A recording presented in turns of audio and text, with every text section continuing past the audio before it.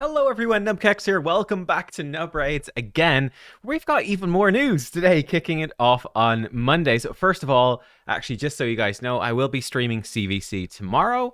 Might be a little bit of a later start. Usually, since daylight savings time, I don't know, whichever way it went, I'm often like a little bit late to the start. But soon after CVC starts in the morning, I will be streaming for a couple of hours. It is a personal reward CVC. So it's a pretty big one. We'll be going pretty hard, and we've got quite a lot of stuff to do. We're probably going to build Grando Podrick. We're probably going to build Armans. I think we're going to do a lot, actually. I think we're going to do a lot. So, yeah, I'll see you for that stream tomorrow. We also have info on the summons coming up for it. But before we talk about those summons, I want to touch on this first because it has shown up in the event tab on Plarium Play. Obviously, here we are on Monday. We've got this stuff going on. We did a video earlier today about the anniversary summon pool event, which is cool. That's fine. Here's the big thing. Oh, unfortunately, artifact enhancement starts on Wednesday. Maybe we shouldn't build up these champions too much. It's fine. Whatever. YOLO, right? YOLO. But the Fortune Deck of Fate, which is going to be wrapping up basically all of these events. Like, we've got a couple of things happening here, but I think the start of next week is going to be fairly quiet. And then obviously, I think the Thursday, which isn't shown, that's the start of the new fusion, which conveniently is right when the 5th anniversary starts. I'd expect that we hear about the upcoming fusion probably at the end of this week, is my guess. But the Fortune Deck of Fate, this is it. This is a big one. What do you get from this? Well, Titan points, Festival points. That's a big reward. Mythical tomes and legendary tomes as well. So it's leaving it a bit open.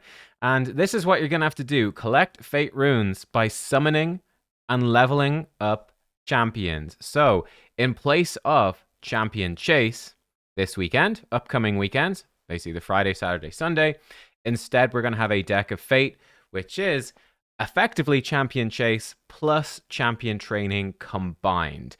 I do expect there's going to be a massive chunk of festival points in there. Yeah, very big chunk. So that might be something you have to do. Again, I think doing this Titan event, I'm over half the way there, 2/3 of the way there. So I'm doing really well at finishing it, but this is definitely like an intensive event that's certainly not for everybody. If you are going for it though, you may have to do that deck of fate, like especially if there's 300 points in it, which is not impossible. If there are 300 points in it, well, you can only skip 250 total out of everything. So you have to do at least some of it. And it certainly raises the question for me as to what else is going to be in there? Like, is it just going to be a whole deck of festival points and then a couple of tomes sprinkled throughout? That would feel pretty bad. What else could be in there? I don't know. There's nothing indicated, so who the heck knows? They could do like champion fragments, but there's nothing. It could be a secret champion fragment thing, maybe. It could be a secret soul or something. That's kind of awkward to do in the deck of fate. I feel like champions work well in the deck of fate because you can have like multiple cards with all the fragments sprinkled through, and then a few cards at festival points. And they've done stuff like that before, and giving you a champion as the reward fits in pretty well with the theme of summoning and champion training, giving you a champion. The problem is there's nothing that really stands out as would be a go-to. I mean, my best guess would be maybe Molly. She's in the art. But like, that's kind of a weird one. It's kind of random. I don't feel like there's a really obvious champion to put in a guaranteed champion event. So I think it's possible that we could have a guaranteed champion event, but it could also not be that.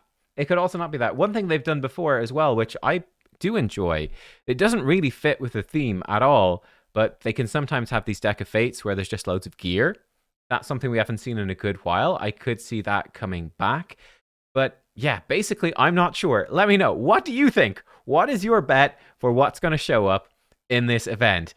I'm guessing there's something, because if it's just these rewards, it's going to feel pretty bad. So I'm guessing there's something, but it's guesswork. It's guesswork. It should be fairly straightforward to do, assuming that there will still be the 2x ancient shards. If it's champion chase, 2x ancient shards is pretty good for champion chase, so that's going to be helpful. And then champion training as well. Certainly, I think clearing the full deck of Fate, if that's something you need to do for either your Titan points or if the rewards are really good, a big intensive use of resources. They always are. But I don't know. We'll see. We'll see when it comes. I'll do a full video breakdown when it comes and we finally find out what it actually is. But give me your guesses now, and then we can see who's right and who's wrong at the end. I think if I'm forced to guess now, I think they probably will do a guaranteed champion just because I feel like that does tie in really well with the theme of the deck of fate, summoning and leveling champs. I feel giving a champ fits in. So I'm going with that, but I could be totally wrong. I guess, yeah, I guess we'll see. Now, let's also talk about a summoning event we know is happening, which is tomorrow and Wednesday. It's the 26th and 27th of March. We have this event on right here, or these two events on, I should say. Progressive chance events with some pretty good stuff. So I think the big ones that are interesting, we've got a Marichka the Unbreakable on Tuesday and Taras the Fierce on Wednesday. So finally, we are back with a Taras and Marichka progressive event, which is fun. I think the speculation as to are they going to do more of these has been fairly rampant, certainly since they came out with their counters essentially in Ancora and Narses. I have to say, I have run into a couple. I actually first pick Narses now in live arena because there was at least two fights where I first picked Sifi, which was, a standard first pick. You think you can't really go wrong with first pick Sifi. I first pick Sifi, they go Ancora Narses. I'm like, oh man, all right, that's kind of rough. What will I do? And I pick something else. And then they go, haha, Marichka Taras. And you're like, oh my God, I'm just doomed. Just next fight, move on. This is too much. I can counter Marichka and Taras, but you just pick the counter away, which was fun. These champions are both still incredibly good. I do think that they are going to be falling out of the meta more as we go forward. So I think that Narses in particular is so strong against them. He's a good counter. I think that we're going to see mythicals really becoming more and more dominant as we go forwards, but you're still going to see tons of Marichka and tons of Taras. They're going to be amazing in live arena. They're still fantastic, right? They're still absolutely top tier and worth getting. Not to mention that Taras is absolutely insane in everywhere in the game. Like his damage is just broken, right? His damage is busted. He's nuts in Hydra. He really is. He's so strong there.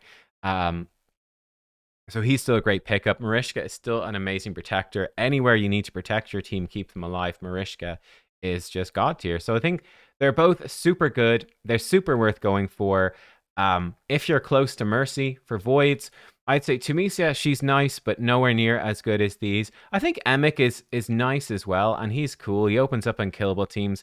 But again, I would be valuing Taras or Marichka higher than Emic. And for me, if I was to go for one, I would go for the Taras. I think Taras would be my go-to pick out of all of these because, like I said, he's very strong, very, very strong in Arena, but he's also extremely good in Hydra. He's extremely good in Cursed City. He just does so much damage. He's amazing everywhere. It's hard to go wrong. Now, speaking of Hydra, the other big one here, I'd say let's look at it in order actually. So on Tuesday we've got Helicath, Archbishop Pinthroy, Underpriest Brogni, and Valkyrie.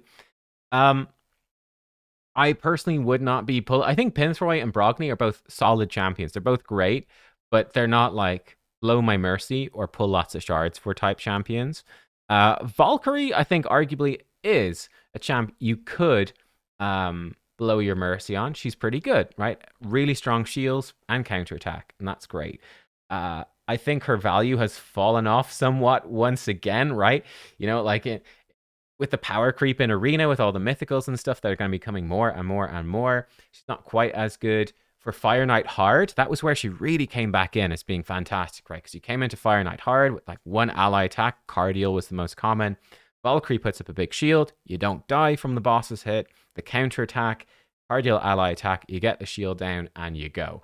That's not so important anymore, right? You can now use a Martyr if you've got Martyr. Other counterattack champions are good. The Faultless Defense Blessing is really strong. We've got more ally attacks. Like we just had a guaranteed Grand Oak Podrick, who's extremely good ally attack. Everyone will eventually get Lady Mikage. I feel like I've been feeling recently I'm never getting her, like just with the way the shard pulls are going. But Lady Mikage is there as well, so the ally attack strategy for Fire Knight is more and more common. So Valkyrie, she's still really good for that, and she's still great, but she's not super essential anywhere late game at the moment. There were a few months where her and Cardiel were the king and queen of Fire Knight hard, but that's not the case anymore. But she's still good. Helicath, I think he's also, a very solid champion. He's a solid arena champion. He's obviously incredibly good for Demon Lord, Iron Twins, that sort of stuff. Block damage, building basically unkillable type teams that block damage. Very solid. He was a previous fusion though. I don't know. Would I go out of my way for Helicath? Not sure. Like he's cool. I'm not sure if I would be pulling for him because I'm looking at day 2 and I feel like day 2 is better. But yeah, I would give him I will give him a bit of a recommendation. I think he's a cool champion. I think he's cool. And he's solid. So that if you really want a Helicath, I'd say that's totally fine. I probably personally wouldn't do it, but it's fine. The big one, obviously, is Trunda because Trunda in Hydra is it's totally balanced, etc., etc. Now, my word, are they ever going to nerf Trunda is the question.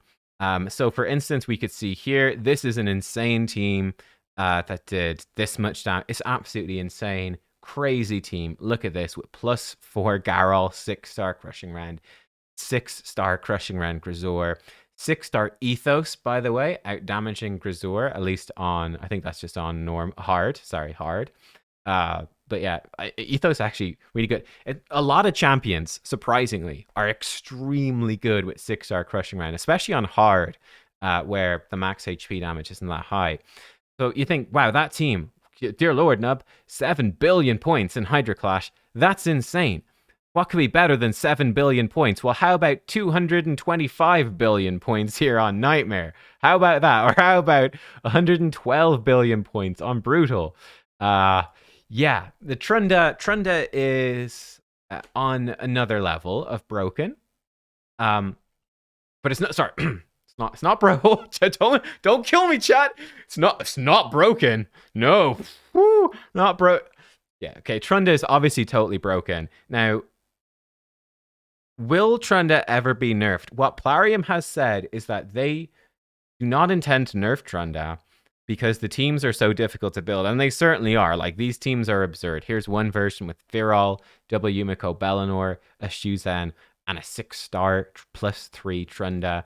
And this one, Lydia, Gerptuk, double Yumikos. Like it's an uber Kraken team. Like this makes Krakens look like small fry, right? They're insane. It's totally insane. These are probably the best. I mean, IPR, it's IPR, right? Like this is probably literally the #1 person in the world, I would guess. Now everyone hasn't done their key, so I won't say it for sure, but like it's pretty much that's pretty much as good as it gets. They want to sell you, obviously, champions for Hydra. I could see them nerfing Trunda. Like right now, look at this. We've got 2 Trunda teams. I do think when it gets to the point where you start getting a lot of the Uber Krakens with 3 Trunda teams, that's when they might start nerfing it. They'll be like, oh shit, they now have 3 of these ridiculous teams. Nothing can beat this. Like it's so broken. That's it. Done. They're never going to buy any champions. They're never going to buy shards for Hydra again. That's when they might switch it up. But it's a maybe. It's a maybe. I think that these Trunda teams are very hard to build. You need crazy champs, a crazy setup. So yeah, it sort of motivates people to try chase those teams. And I think so long as that's true, yeah, I think that what Plarium says holds true. I don't feel like they would never nerf it though. Like I said, I feel like if they find that people are not excited about champions for Hydra in the future because people go, well, I've just got my Trunda. I've got multiple Trundas, maybe it's just not any relevance. That's where the nerf might come. But yeah, I don't know. But it's absolutely completely broken. It's not even funny. It's genuinely, I don't understand how normal viewers are like, yeah, this is fine. There's no problem here. Like it's so stupid. I don't get it, but yeah, you guys got mad at me before when I said that they should nerf this obviously broken thing. So I don't want to say that. I don't want to say it. But Dungeon, by the way, what a name. I respect it. But yeah, look, that is the news. We're gonna be streaming CVC tomorrow, building up some pretty big champs. Like, how many books do I even have? Okay, we've got enough because we've got a lot of stuff coming up. I got my 6 star, which is really looking on Athril for Fire Knight Hard. We've got Podrick, we've got Armans. Yeah, it's a big CVC for building champs. There's a lot for me to do. So big CVC tomorrow. Big summoning events. Again, if you're close to Mercy, sure. I didn't mention, sorry, the other is Stalta, Samson, and Sun Wukong. They're all fine. Samson's probably the weakest one. Staltus is quite decent, and he's good for speed runs of Dragon. There's a lot of champions, a lot of ways you can speed run Dragon hard specifically because he reflects the poisons back on the boss and kills the boss very quickly, very easily. There's lots of ways you can do that, but Staltus is a very easy one to do, so he's really useful for that. On top of, you can also build him for Arena, where he's a solid nuker. And then Sun Wukong, you've got him for free, but if you didn't have a Sun Wukong, he's obviously extremely good. He's a great Hydra champ. He's very, very good in Arena as well. So he's a great one to have. I think most people would have him already. I do think from the regular shards, Trunda is the big one, right? Queen of Hydra, she's the big one. Then I think Taris. I think Wednesday is the bigger day. I think Taris is bigger. If you got Taris but no Marichka, obviously Marichka's better. But I would say Taris and Trunda on Wednesday are the big ones. So yeah, that's the summoning events. And then obviously the big speculation. What will be in the Fortune Deck of Fate? Well, you know, it would be hilarious if it was like another, like, surprise, another new champion to counter Taris and Marichka. That would be hilarious. Or they're like, hey, I don't know, it's someone who's really good for Hydra. Surprise, we're nerfing Trunda. LOL. I don't think it's going to happen though, but yeah, we'll see. Thanks for watching though, guys. I'll see y'all next time. Goodbye.